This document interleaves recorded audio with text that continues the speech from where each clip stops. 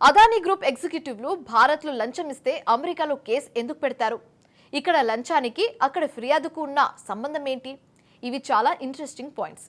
ఇక Indian company ఇండియాలోని అధికారులకు లంచం ఇస్తే దానికో అర్థం ఉంది. వారి మీద ఇండియాలో కేసు నమోదు కావాలి, భారత్ ప్రభుత్వ అధికారులని అరెస్ట్ చేయాలి.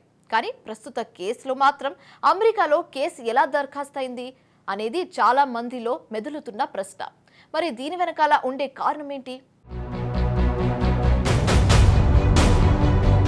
భారత్లో ఏదైనా సంస్థ ప్రొడక్టివిటీని అర్థం చేసుకోవాలంటే భారత్లో కంపెనీ గురించి అధ్యయనం చేయాలి. వారు ఏదైనా అవినీతికి పాల్పడితే ఇండియాలోనే కేసులు పెట్టి విచారణ జరపాలి. కానీ అలా కాకుండా భారత్కు చెందిన అదానీ గ్రూప్ విషయంలో అమెరికాలో కేసు నమోదైంది.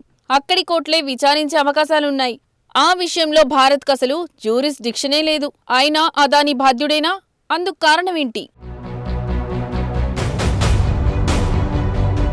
స్వాతంత్ర్యానంతర భారతంలో అత్యంత వేగంగా ఎదిగిన వ్యాపార సామ్రాజ్యం అదానీది. విమానాశ్రయాలు, నౌకాశ్రయాల నిర్వహణ, వంట నూనెలు, సిమెంట్, విద్యుత్ ఇలా ఎన్నో రంగాల్లో విస్తరించింది.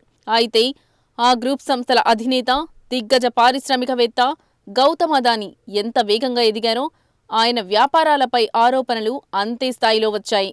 2023 జనవరి నుంచి చోటు చేసుకుంటున్న ఉదాంతాలు అదానీ గ్రూప్ను తీవ్రంగా దెబ్బతీస్తున్నాయి. అదానీ గ్రూప్ సంస్థల్లో అవకతవకలు జరిగాయంటూ అమెరికా షార్ట్ సెల్లర్ సంస్థ హిండెన్బర్గ్ గతేడాది ఆరోపణలు చేయడంతో అది సంచలనం రేపింది. దీంతో అదానీ గ్రూప్ సంస్థల షేర్లు అతి తక్కువ సమయంలోనే దారుణంగా కుప్పకూలాయి. ఇప్పుడు మరోసారి అదానీ గ్రూప్ పై ఆరోపణలు వస్తున్నాయి. ఒక్కరోజే 2 లక్షల కోట్లకు పైగా నష్టం వాటిల్లింది. మరోవైపు హిండెన్బర్గ్ రిపోర్ట్ తర్వాత అదానీ షేర్లు దారుణమైన పతనావస్థకు చేరుకున్నాయని వ్యాఖ్యలు వినిపించాయి. కానీ దాదాపు 10 రోజుల్లోనే అదానీ షేర్లు మళ్లీ నిలదొక్కుకోవడం గమనించాలంటున్నారు మార్కెట్ విశ్లేషకులు. ఇక తాజాగా అదానీ గ్రీన్ కేసులో కూడా గురువారం ఫెడరల్ కోర్టులో ఫిర్యాదు నమోదవడం, ఆ వెంటనే సోషల్ మీడియాలో అదానీపై వార్తలు వైరల్ కావడం, ఆ వెంటనే ఆయన షేర్లు పతనం కావడం సంభవించాయి. కానీ మరుసటి రోజే అదే అదానీ గ్రూప్ షేర్లు గ్రీన్ ట్రెండ్ సృష్టించడం గమనించాలంటున్నారు మార్కెట్ నిపుణులు. గతేడాది హిండెన్బర్గ్ రిపోర్ట్ను జార్జ్ సోరెస్ బయటపెట్టినప్పటికీ అదానీ కంపెనీ విశ్వాసం మాత్రం కోల్పోలేదు. ఇటు భారత్లోనూ అనేక రాష్ట్ర ప్రభుత్వాలు అదానీ గ్రూప్తో ఒప్పందాలు కుదుర్చుకుంటూ ముందుకెళ్తుండడం గమనించాలి అంటున్నారు.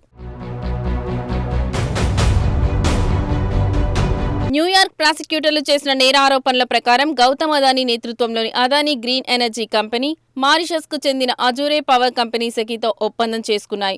మరోవైపు అజూరే పవర్ కంపెనీ 2023 వరకు న్యూయార్క్ స్టాక్ ఎక్స్చేంజిల్లో లిస్టైన కంపెనీగా ఉంది. సెకీ నుంచి సోలార్ పవర్ కొనుగోలు చేసేందుకు దేశంలోని ఏ రాష్ట్ర విద్యుత్ సరఫరా సంస్థ ముందుకు రాలేదు. ఈ కారణంగానే రంగంలోకి దిగిన అదానీ లంచాలిచ్చారనేది అసలు వాదన.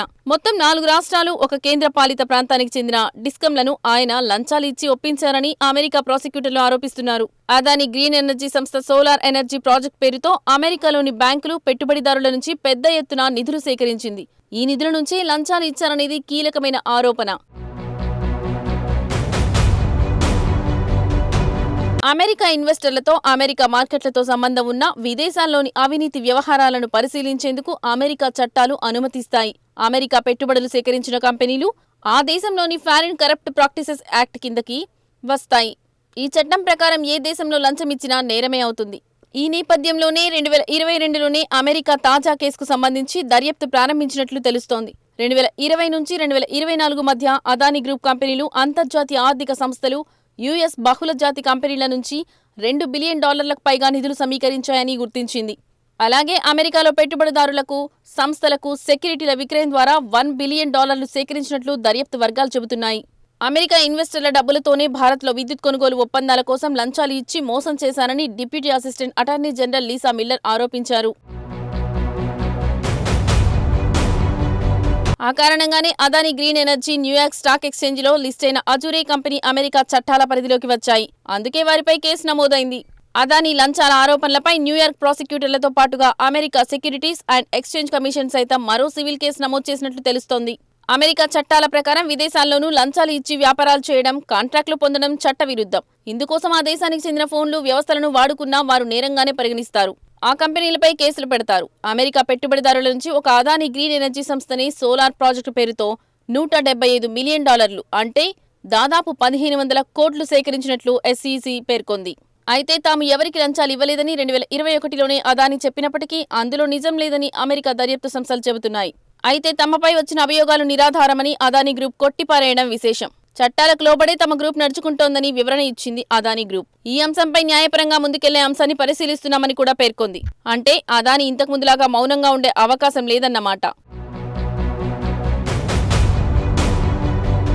ఇక ఈ విషయంలో ఎప్పట్లాగే కాంగ్రెస్ నేతలు బీజేపీ విధానాలపై తీవ్రంగా దుమ్మెత్తిపోస్తున్నారు. ఈ లంచాల ద్వారా $2 బిలియన్ లబ్ధి పొందేందుకు అదానికి తెరచాటుగా అవకాశం కల్పించారని కాంగ్రెస్ నేతలు విమర్శలు సంధిస్తున్నారు. 2021 కాలంలో అదాని అనేక సందర్భాల్లో భారత అధికారులను ప్రత్యేకంగా కలిసి ముచ్చటించారని, అది లంచాలు ఇవ్వడానికేనని కాంగ్రెస్ నేత జైరాం రమేష్ ఆరోపిస్తున్నారు. లావాదేవీలకు సంబంధించిన డిజిటల్ సాక్ష్యాలను కూడా అదాని చెరిపివేశారని ఆరోపిస్తున్నారు. ఈ వ్యవహారంలో జేపీసీ ఏర్పాటు చేసి విచారించాలని, సెబీ నూతన షెడ్డును కూడా నియమించాలని కోరుతున్నారు. న్యాయపరమైన దర్యాప్తు జరిపించాలని డిమాండ్ చేస్తున్నారు. అటు కాంగ్రెస్ అగ్రనేత రాహుల్ గాంధీ వంటి వారు యథాప్రకారం మళ్లీ మోడీ మీదనే ఆరోపణాస్త్రాలు సంధిస్తున్నారు. అదానీ లాంటి వారితో కలిసి వారి ప్రయోజనం కోసమే మోడీ పనిచేస్తున్నారని, అందుకే అదానీపై ఎలాంటి విచారణకు కూడా మోడీ ఆదేశించే అవకాశమే లేదంటున్నారు రాహుల్. क्योंकि बीजेपी की पूरी फंडिंग, पूरा फंडिंग स्ट्रक्चर इस व्यक्ति के हाथ में है, इसीलिए प्रधानमंत्री चाहे भी कुछ नहीं कर सकते. एक प्रकार से अदानी जी ने हिंदुस्तान को हाईजैक कर लिया है. हिंदुस्तान अदानी जी के ग्रिप में है, इसलिए हिंदुस्तान के एयरपोर्ट्स, पोर्ट्स, डिफेंस इंडस्ट्री, ये पार्टनरशिप है. एक तरफ नरेंद्र मोदी जी और एक तरफ अदानी जी.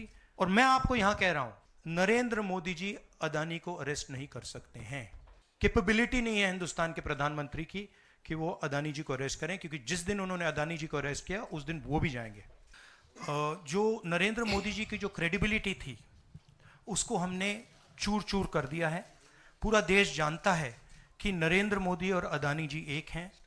पूरा देश जानता है कि इंडिया में अदानी जी सेफ हैं और उसका कारण నరేంద్ర మోదీ. మరోవైపు బీజేపీ నేతలు మాత్రం ఇవి ఆరోపణలు మాత్రమేనని, నిజం నిగ్గు తేలేదాకా వాళ్ళు నిర్దోషులేనని అంటున్నారు. అందుకు వారొక ఉదాహరణ చూపుతుండడం విశేషం. కర్ణాటకలో ఎన్నికలకు ముందు గత బీజేపీ ప్రభుత్వంలోని పెద్ద నాయకులు 40% కమిషన్లు దండుకున్నారంటూ కాంగ్రెస్ నేతలు ఆరోపణలు చేశారని, వారి అర్థం లేని వ్యాఖ్యలే తమను కర్ణాటకలో దెబ్బతీశాయంటున్నారు. వారి ఆరోపణలను ఇప్పటికీ కాంగ్రెస్ నేతలు రుజువు చేయలేకపోయారని, ఇప్పుడు తాజాగా కేసు విచారించిన లోకాయుక్త కూడా సాక్ష్యం చూపించినందుకు కాంగ్రెస్ నేతల నిర్వాకాన్ని ప్రశ్నించడం గమనించాలంటున్నారు. మరోవైపు అమెరికా, ఇండియా కంపెనీలు 12 గిగావాట్ల పవర్ను సప్లై చేసేందుకు అంగీకారం కుదుర్చుకున్నాయని బీజేపీ నేతలు అంటున్నారు. ఈ క్రమంలోనే solar energy corporation of India సెసీకి అమ్మాలనేది ఒప్పందమని, దీంతో సెసీ పవర్ పర్చేసింగ్ అగ్రిమెంట్ చేసుకుందని చెబుతున్నారు. అయితే పవర్ సప్లై అగ్రిమెంట్ అనేది రాష్ట్రాల విద్యుత్ సరఫరా కేంద్రాలతోనే జరిగిందనేది గుర్తించాలని బీజేపీ నేతలు వాదిస్తున్నారు.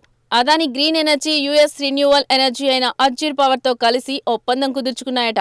అందులోనే అజ్జూర్కి 4 గిగావాట్లు సరఫరా చేసేందుకు అంగీకారం కుదిరిందట. అటు అదాని గ్రీన్ కు 8 మెగావాట్లు సరఫరా చేసేందుకు అగ్రిమెంట్ ఖరారైంది. అయితే ధర ఎక్కువ ఉన్న కారణంగా స్ట్రేట్ డిస్ట్రిబ్యూటరీ కంపెనీలు విముఖంగా ఉన్నాయని, అందువల్ల అదాని, అజ్జూర్ పవర్ కలిసి $265 మిలియన్ సరిపడిన అమౌంట్ చెల్లించి అగ్రిమెంట్ దక్కించుకున్నాయని బీజేపీ నేతలు వివరిస్తున్నారు. మరోవైపు అదాని 2021లో అగ్రిమెంట్ కుదుర్చుకున్నప్పుడు ఆయా రాష్ట్రాల్లో ఏ ప్రభుత్వాలు ఉన్నాయో కాంగ్రెస్ నాయకులు సోయి తెచ్చుకోవాలని బీజేపీ నేతలు కౌంటర్ ఇస్తున్నారు. ఒడిశాలో నవీన్ పట్నాయక్ నేతృత్వంలో బీజేపీ పరిపాలిస్తోందని, అటు తమిళనాడులో ఎంకే స్టాలిన్ ఆధ్వర్యంలోని డీఎంకే ఉందని, ఛత్తీస్గఢ్లో బఫెల్ నేతృత్వంలోని కాంగ్రెస్ ప్రభుత్వాలే అధికారంలో ఉన్నాయని కౌంటర్ అస్త్రాలు రువ్వుతున్నారు. కాంగ్రెస్ నాయకులు కేవలం స్థానిక రాజకీయ అవసరాల కోసం ప్రపంచవ్యాప్తంగా దేశం పరువు తీసేలా దిగజారుడు వ్యాఖ్యలు చేస్తున్నారని వారు విమర్శిస్తున్నారు. ప్రస్తుతం పార్లమెంట్ శీతాకాల సమావేశాలు ఉన్నందున మోడీ సర్కార్ వక్ఫ్ బోర్డు చట్ట సవరణ విషయంలో ముందుకు వెళ్తున్నందున మళ్లీ అమెరికా జార్జ్ సోరెస్ వంటి తెరచాటు వ్యక్తుల చొరవతో ఇలాంటి ఆరోపణలు చేస్తూ ప్రజల దృష్టి మళ్లించే ప్రయత్నం చేస్తున్నారన్న ఆరోపణలు చేస్తున్నారు బీజేపీ నేతలు. మరి అదానీ మీద ఆరోపణాస్త్రాలు గతంలో మాదిరిగానే ఏమీ తేల్చకుండానే తెరమరుగైపోతాయా, లేక ఇందులోనైనా ఏమైనా సరుకును వెతికి పట్టుకుంటారా?